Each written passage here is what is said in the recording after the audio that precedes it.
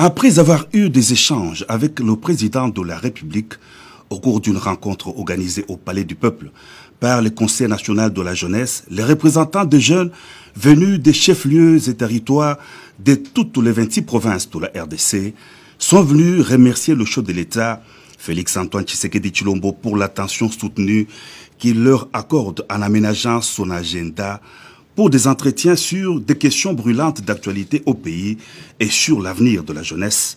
Une grande première en RDC, ont-ils souligné. Le président de la République s'est dit honoré et très ému par la marque de sympathie à son égard. Devant Dieu et la nation, la jeunesse sera toujours dans mon esprit pour des raisons. Vous êtes la première richesse de la RDC et vous êtes l'avenir du pays, a souligné le chef de l'État avant de rappeler la mission dévolue à la jeunesse congolaise. Chers jeunes, je suis non seulement honoré de me retrouver ici au milieu de vous, mais je suis également très ému par cette marque de sympathie que vous avez bien voulu exprimer à mon égard.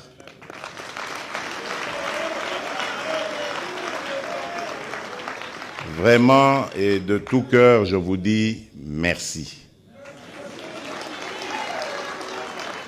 Je ne savais pas que lorsque on m'avait proposé et que j'avais accepté de venir parler aux jeunes, j'allais avoir de surprises aussi agréables en vous rencontrant. Vraiment, de tout cœur, merci, et je fais le serment ici, devant Dieu et devant la nation, que la jeunesse sera toujours dans mon esprit.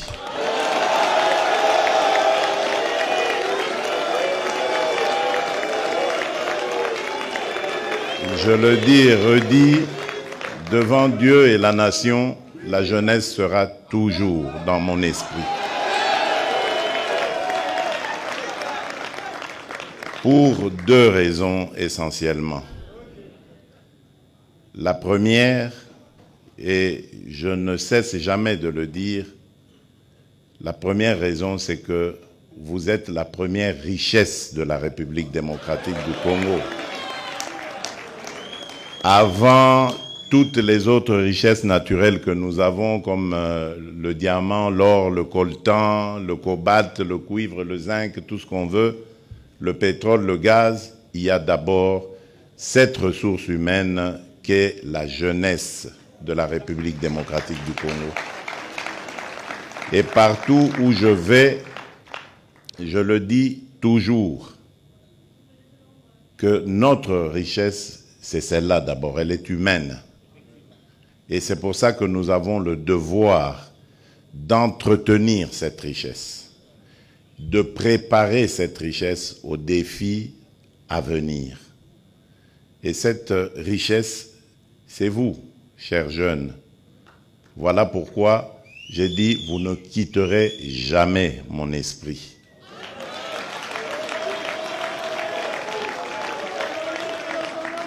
La seconde raison, et c'est ce que j'ai dit déjà dans la première, c'est que vous êtes l'avenir de ce pays. Tout ce que nous devons faire aujourd'hui doit prendre en compte vos soucis, vos préoccupations, parce que c'est de cet encadrement par rapport à vos soucis et à vos préoccupations que dépendra notre avenir. Demain, si Dieu nous prête vie et que nous restons ici longtemps sur cette terre, c'est vous qui allez prendre notre relève. Et imaginez un peu le scénario catastrophe qui fait que nous ne vous avions pas bien préparé et que nous vivons nos vieux jours dans un pays complètement déchiré, un pays totalement dispersé parce que la classe dirigeante n'ayant pas été préparée, donc elle a mené ce pays à volo, nous, vieilles personnes, tendant vers nos derniers jours, comment allons-nous vivre cela? Parce que non seulement il y aura les difficultés sociales et autres auxquelles nous allons devoir faire face au quotidien en étant de vieilles personnes, mais il y aura aussi ces accusations que vous porterez contre nous en disant vous êtes les responsables de cette situation parce qu'en votre temps, vous n'aviez rien fait. Voilà pourquoi nous ne vous abandonnerons jamais.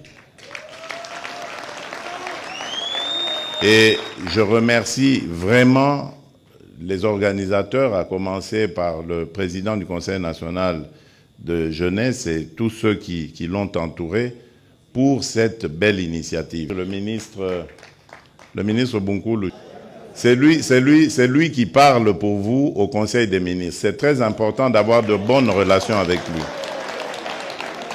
Et c'est au Conseil des ministres que l'on prend des décisions pour vous. C'est très important, très très important pour nous.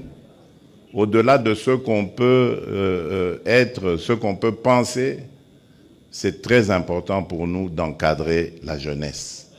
Parce que c'est elle qui va garantir nos vieux jours demain. Et vous, jeunes Congolais, vous avez encore plus la mission de réussir dans ce que vous faites, formation, métier, profession. Vous avez le devoir de réussir parce que vous êtes une jeunesse qui n'est pas n'importe laquelle. Je l'ai bien dit, vous êtes la jeunesse de la République démocratique du Congo. Vous devez savoir à quel pays vous appartenez. Croyez-moi, chers jeunes, nous avons un pays béni.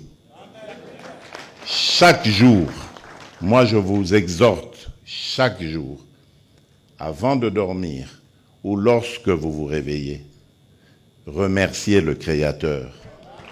Quelle que soit la religion à laquelle vous appartenez, remerciez notre Créateur parce qu'il nous a mis sur un sol qui est totalement béni.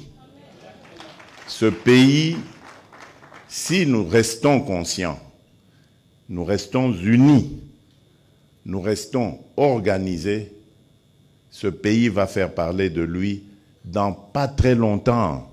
Nous serons peut-être encore vivants pour voir ça.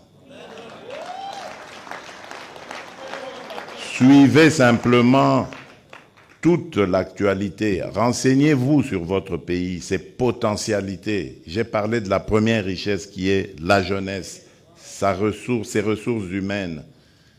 Mais regardez toutes les potentialités dont le monde a besoin aujourd'hui pour lutter, par exemple, contre le changement climatique, pour aller vers l'économie verte, la nouvelle industrie. Toutes les solutions se trouvent en République démocratique du Congo. Pour les énergies renouvelables, vous trouverez les réponses en République démocratique du Congo. Même demain, lorsque on parle de l'après-pétrole avec toutes ces dérivés qui sont l'essence, le gasoil et tout ça, l'hydrogène vert peut être produit ici en République démocratique du Congo. Donc nous avons les réponses à toutes les questions que se pose le monde aujourd'hui. Et quand nous quittons le sous-sol, nous arrivons au sol, l'agriculture, nous avons près de 80 millions d'hectares de terres arables. Nous pouvons nourrir plus de 2 milliards de personnes, donc c'est-à-dire l'Afrique entière et au-delà, grâce à notre sol. Et au Congo, il pleut toute l'année, car nous sommes à cheval sur l'équateur. Quand il ne pleut pas au nord, il pleut au sud et vice-versa. Là où partout ailleurs, on commence à connaître des problèmes de sécheresse, surtout chez nous en Afrique.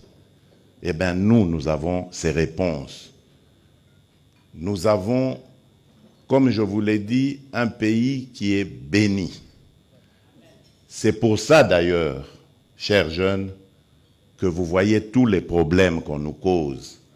Nous sommes un pays, je vous ai dit, à vocation. Dieu nous a dotés de tout ça, pas pour que Tovimba Nabisomoko, mais pour partager. Et nous sommes prêts à le faire.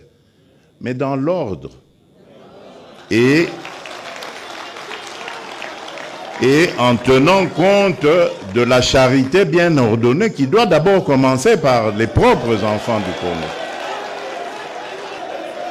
Et voilà pourquoi moi je voudrais attirer votre attention. Parce qu'on va chercher à nous diviser. Vous savez, il y a cet adage qui dit « diviser pour mieux régner ». Et il y a cette parole de la Bible qui dit « Un royaume divisé contre lui-même ne peut rien faire. Il est voué à l'échec, à la mort. » Voilà pourquoi, le mercredi dernier, j'ai beaucoup insisté sur nos divergences à propos de nos appartenances ethniques, tribales et autres. Qu'on ne vous trompe pas. Vous avez une seule et même tribu, elle s'appelle la République démocratique du Congo. Le reste, ce sont vos familles. Vous pouvez vous attacher à des familles, nous le faisons chaque jour ici. Mais ça n'empêche que nous ayons des attachements encore plus forts en dehors des familles, n'est-ce pas? Lorsqu'on choisit un ami, ou lorsqu'on choisit une épouse pour nous les hommes, un époux pour les femmes, c'est au-delà des familles. Mais est-ce qu'on ne s'attache pas plus à son épouse qu'à sa famille? Lorsque quelqu'un tombe malade et qu'il est en train d'aller vers la mort, on voit toujours son épouse à ses côtés. Alors qu'il a peut-être des frères, il a des sœurs. C'est pas qu'ils l'ont abandonné, mais non. La priorité est laissée à l'épouse. Mais l'épouse, au moment où il est né, elle n'était pas dans sa famille. Donc voilà ce que vous devez comprendre du Congo. Nous venons de nos familles, mais nous formons maintenant une grande famille qui est beaucoup plus solide que nos familles biologiques, que nos familles tribales, ethniques. C'est la République démocratique du Congo. Mettez ça dans vos cœurs, dans vos esprits, et vous verrez, le Congo sera toujours gagnant. Parce que nous sommes forts, mais notre faiblesse, elle se situe dans nos divisions tribales, ethniques. Et lorsque les ennemis comprennent ça, ils viennent avec ces manipulations et ils réussissent à nous affaiblir parce que nous sommes divisés et incapables de faire front face à l'adversité. Je ne vous demande pas de haïr, ne faites pas ça. Ne haïssez pas les étrangers. Et d'ailleurs, à propos du Rwanda, ça ne sert à rien de regarder le Rwandais comme un ennemi. Non. C'est le régime rwandais avec Paul Kagame à sa tête qui est l'ennemi de la République démocratique du Congo. Les Rwandais et les Rwandaises sont nos frères et sœurs. Et d'ailleurs, ils ont besoin de notre aide parce qu'ils sont muselés. Ils ont besoin de notre aide pour se libérer. Ça n'a rien à voir avec ce que leurs dirigeants sont en train de leur imposer. Donc, ne les regardez pas comme des ennemis, mais comme des frères qui ont besoin de notre solidarité pour nous débarrasser et débarrasser l'Afrique de ce genre de dirigeants rétrogrades qui ramènent les méthodes des années 60 et des années 70. Alors qu'en Afrique, on avait décidé de mettre fin au bruit des armes. Si vous vous rappelez, ceux qui suivent un peu, c'était 2020, il fallait taire les armes en Afrique pour que l'Afrique passe à autre chose, comprenne qu'elle est la dernière de la classe dans le monde parce que, justement, à cause des guerres et des divisions. Nous nous étions entendus comme ça. Malheureusement, ce n'est pas arrivé, on a dû encore prolonger, mais c'est à cause, justement, des dirigeants tels que Paul Kagame. Et il s'enorgueillit d'être un faiseur de guerre, un spécialiste dans la guerre. Il en est fier. Moi, à sa place, je me cacherais, j'aurais honte d'assumer le fait qu'on sème la mort et la désolation. C'est honteux. Et je dirais même diabolique. Nous n'allons pas manger de ce pain-là. Nous, le pain que nous mangeons, c'est celui de l'amour. Celui du patriotisme, l'amour pour le Congo et l'amour pour le Congolais. C'est ce que je vous prêche. Ce que notre leader, mon leader, celui qui m'a formaté en politique, mon mentor, Étienne Tshisekedi Wamulumba, c'est ce qu'il m'a prêché. L'amour du Congo et du Congolais. Essayez cette formule, chers jeunes, et vous verrez, le Congo sera toujours number one. Je vous remercie. Que Dieu vous bénisse. Face à l'agression de la RDC dans sa partie est du territoire national, le chef de l'État en a appelé à la vigilance et la mobilisation de la jeunesse congolaise pour barrer la route au plan de balkanisation du pays par les envieux de ses richesses.